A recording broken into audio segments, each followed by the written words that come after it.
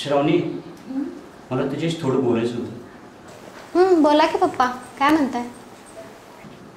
खूप दिवस झालं तुझ्याशी बोलून होतो, पण काही कामामुळे वेळच मिळाला नाही. आता वेळ मिळाला तर म्हटलं थोडंसं बोलून घ्यावं तुझ्याबरोबर. काय झालं पप्पा? नेमका काय विषय? काही अडचण आहे का? अडचण काही नाही ग. मी तुला कधी काय बोललो नाही, पण मला एक कळलं नाही की तू ते परवाचं स्थळ का नाकारलीस. अहो पप्पा, तुम्हाला तर माहितीच आहे की तो मध्यस्थी किती खोटं बोलत होता आपल्याशी. मध्यस्थी जरी खोटं बोलत असला तरी मी त्या मुलाची सर्व माहिती काढली होती, आणि त्याला जर पगार जरी कमी असला तर त्याचं बॅकग्राऊंड चांगलं आहे. हो, पण तुम्ही काय एवढा विचार करताय त्या स्थळाबद्दल? कसं, तुझं लग्न जवळ झालं असतं तर तू माझ्या नजरेसमोर राहिली असतीस आणि काय माझं लक्षही राहिलं असतं तुझ्यावर. हो, पण पप्पा मी लग्न झालं पुण्यालाच जाणार आहे ना आता, त्यामुळं मला जॉबवालाच मुलगा बघितला पाहिजे. होय, माहीत आहे मला, पण पोरगं चांगलं होतं. पण आता त्यांनी दुसरी मुलगी बघितली असेल ना. मला फक्त तुझा एक निर्णय सांग, का तुला मुलगा दुसरा बघायचा आहे? पण पप्पा, जर समजा त्याचं दुसरं लग्न ठरलं असेल तर मग तुम्ही काय करणार आहे? बघू पुढच्या पुढं. आपण मध्यस्थीलाच मध्ये घ्यायचं नाही.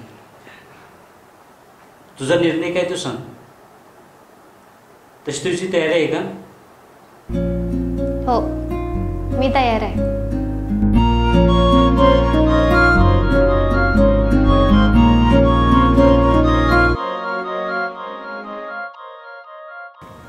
हॅलो, हां यायला लागलोय. आलो. हां, ईशा आलाय काय? चालते, थांबा आलो मी. हां चालते, ठेवू का? अरे सागर, अरे आबाचा पत्ता कुठं आहे? अरे सकाळचं फोन लावून वैताग आला. सारखं नॉट रिचेबल, टुई काय भानगड? आबा वय, आबा गेलेत बस स्टँडवर दीदीला आणायला. आज आपण पोरगी बघायला जायचं नाही वय?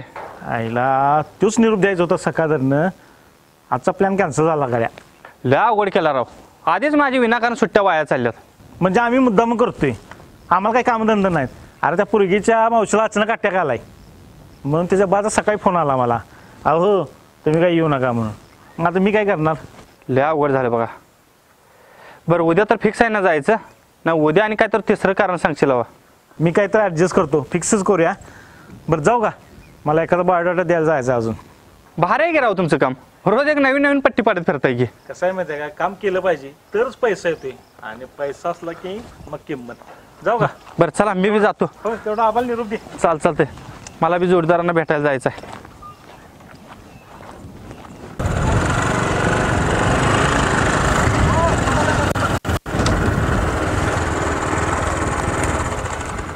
बोल. दादा काय माझ्याकडे बघताय का नाही? बघाय की तेवढं राव, होईना झाले लगीन म्हणून तुम्हाला घेतले मध्यस्थी म्हणून. जरा बघाय माझ्याकडं. यायला किती हावरापणा रे. आता पोरगी म्हणजे काय वस्तू आहे वे? गेलो बाबा दुकानात, दुकानदारला पैसे दिलं आणि त्यानं पोरगी दिली.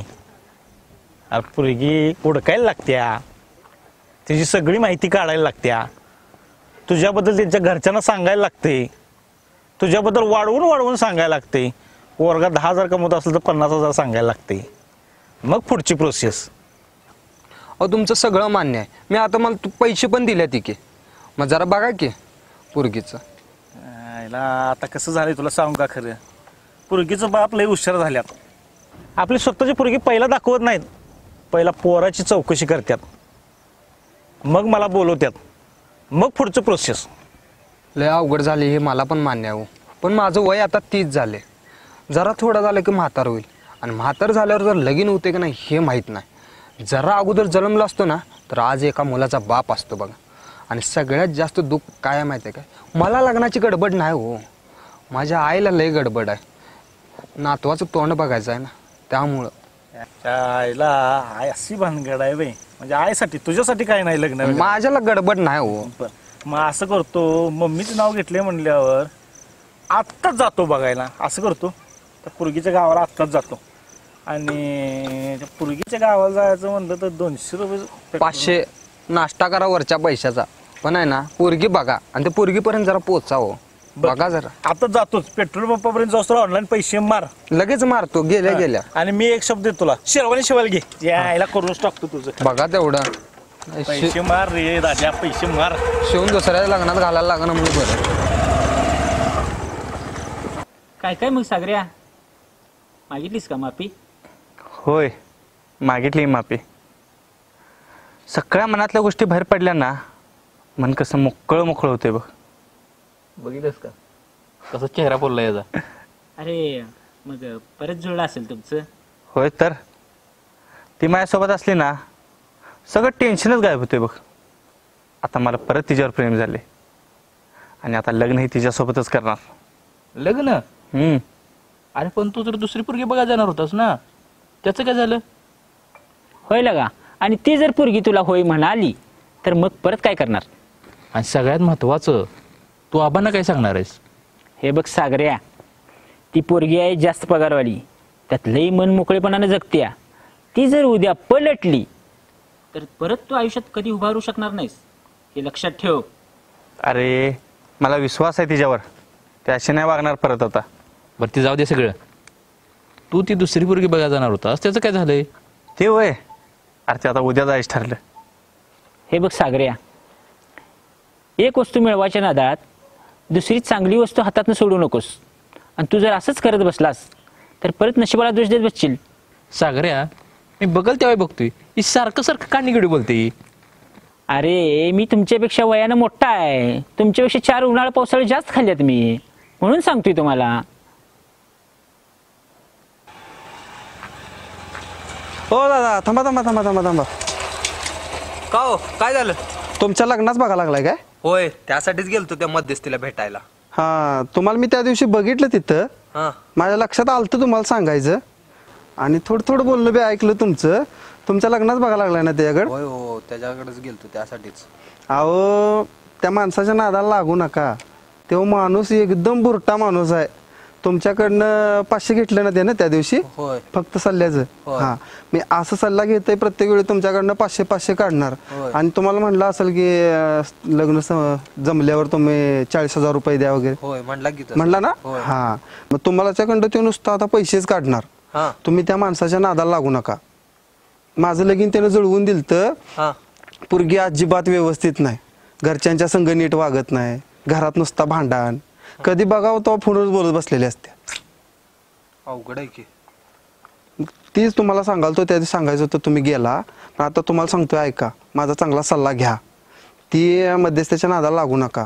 अहो पण लगीन होईना, पै पाहुण्यात बी मला कोण पोरगी बघना, म्हणून त्याच्या मागं लागलोय. आणि आता बघा दादा, झालं गेलं, गंगेला मिळालं, आता आपणच घ्यायचं समजून आणि चालायचं. हो, आता का दुसरा काय ऑप्शन आहे का यात, सांगा मला. माझं एकच आहे बघा, लगीन झालं पाहिजे. होय, तुम्ही म्हणताय ते बी बरोबरच आहे. आणि काय पाहुणे बी बघत नाही ते. मग एक काम करता का? काय सांगा की. माझ्या ओळखीत एक माणूस आहे, हा आणि तो ह्याच्यापेक्षा एकदम चांगला आहे. काय हा, तुम्हाला त्याचा पत्ता देतो. चालतंय, द्या की, नंबर बी द्या. हा, नंबर पण घ्या आणि पत्ता पण घ्या, आणि त्याला भेटूया आपण. चालतंय. भेटा आणि बोलूया, मग काय होऊया. त्याचा नंबर सांगा. घ्या की. 95 हा 88 हा 62 हा, 20. चालते, त्यांना फोन करतो आणि तुम्हाला हे करतो, कळवतो. चालतंय, बघा, घ्या काळजी. चला. चला.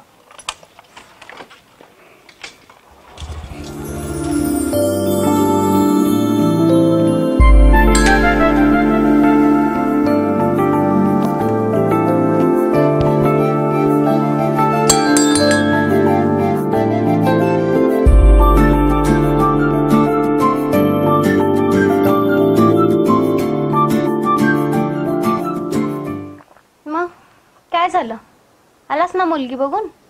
अगं नाही, कॅन्सल झालं. का? अगं मुलगीची मावशी आजारी आहे, मग आता मुलगीच्या घरचे तिकडे बघायला जाणार आहेत. मग ते म्हणले आज राहून दे, उद्या या. आता उद्या जायचं. बर, तू कधी जाणार आहेस? मी उद्या जाणार आहे की. उद्या लगेच? हा, मग इकडे 4-5 दिवस गेली की आता जायला नको होय? अगं माझं पण असंच झाले बघ, आबा काय सोडेनात, त्यामुळे सगळंच अवघड झाले. बरं, एक बोलू का तुला? बोल की. आज पप्पानी ना तुझ्या स्थळाचा विषय काढला होता. काय म्हणते पप्पा? पप्पा म्हणत होते की मुलगा खूप चांगला आहे. मान्य आहे की त्या एजंटने आम्हाला खोटी माहिती सांगितली, पण पप्पानी सगळी माहिती काढली तुझ्याबद्दल.